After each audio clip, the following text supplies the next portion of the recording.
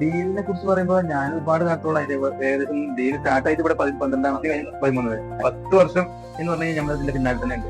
മകനായിട്ടും മകളായിട്ടും എല്ലാവരും ആയിട്ടും. പിന്നെ അതുപോലാത്ത നമുക്ക് മക്കളെ എന്ന് പറഞ്ഞാൽ ഡീലിലെ ആളുകളൊക്കെ നമ്മളെ മക്കൾ എന്നാണ്. ഞാൻ ഇവിടുത്തെ ഒരാളല്ല എങ്കിലും എനിക്ക് ഇവിടുത്തെ മക്കളെന്ന് പറയുമ്പോൾ ഇറങ്ങി വരുമ്പോഴും അവരോട് എനിക്ക് പറയാനുള്ളതും എനിക്ക് ഒരേ ഇത് മാത്രമേ ഉള്ളൂ.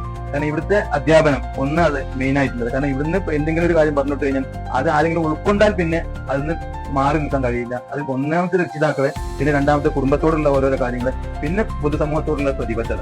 കാരണം ഒരുപാട് കോളേജുകൾ എന്റെ ജീവിതത്തിൽ തന്നെ ഒരുപാട് കോളേജുകൾ ഞാൻ അനുഭവിച്ചു വന്നിട്ടുണ്ട്. ഇന്ന് വരെ അങ്ങനത്തെ സംഭവങ്ങളോ അല്ലെങ്കിൽ അങ്ങനത്തെ വരുന്നു പോകണു, ഇറങ്ങി പോകണു, പഠിപ്പിച്ചു. പക്ഷെ ഇവിടുന്ന് കിട്ടുന്ന ആ ഒരു പ്രചോദനം അത് വലിയൊരു പ്രചോദനമാണ്. പിന്നെന്താ വെച്ചാല് ബിസിനസ്സാറെ കാര്യം. ബിസിനസ്സാറ് എവിടുന്ന് കിട്ടി തുടങ്ങിയത് എന്നുള്ളത് അന്നും എന്റെ മനസ്സിലുണ്ട്. ഇന്നും അവിടെ നിന്നുകൊണ്ട് തന്നെയാണ് ആളുകൾക്ക് ഉപദേശം കൊടുക്കണം.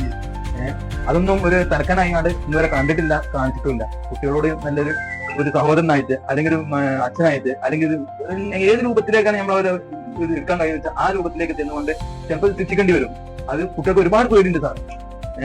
അതെന്താണ്, സാറ് പേടിക്കുമ്പോൾ തന്നെ ഓരോ കുട്ടികളും ചെവിയിൽ നിന്നിട്ടും തോളിൽ നിന്നിട്ടും നിങ്ങളോട് സ്നേഹം പ്രകടിപ്പിക്കും. അത് വലിയൊരു കിട്ടലാണ്. അത് നമുക്ക് കൊടുക്കാനും കഴിയുന്നുണ്ട്. അത് ഒരുപാട് ഒരു 600 കുട്ടികൾ എന്ന് പറയുമ്പോൾ ഇവിടെ വരുന്നുണ്ട്. ഈ 600 കുട്ടികളെ എന്ന് പറഞ്ഞു കഴിഞ്ഞാൽ 600 കുട്ടികളുടെ ഒരു 400 വ്യാപാര കുട്ടികളേക്കാണ്. എന്നിരുന്നാലും സാറിലേക്ക് വരുമ്പോൾ അത് വലിയൊരു പെട്ടെന്നായി മാറുന്നു.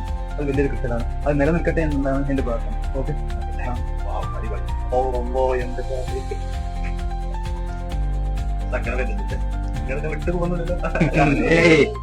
അതൊന്നും ഒരിക്കലും ഉണ്ടാവില്ല. അത് ആരെന്ത് ചോദിച്ചു കഴിഞ്ഞാലും അത് നമ്മുടെ ഇതിൽ അനുഭവിച്ചത് ഒരിക്കലും അങ്ങോട്ട് പറഞ്ഞായിരുന്നാ ഒരിക്കലും ഞാൻ പറയില്ല. ഒരാളെങ്കിലും ഓക്കെ, താങ്ക് യു.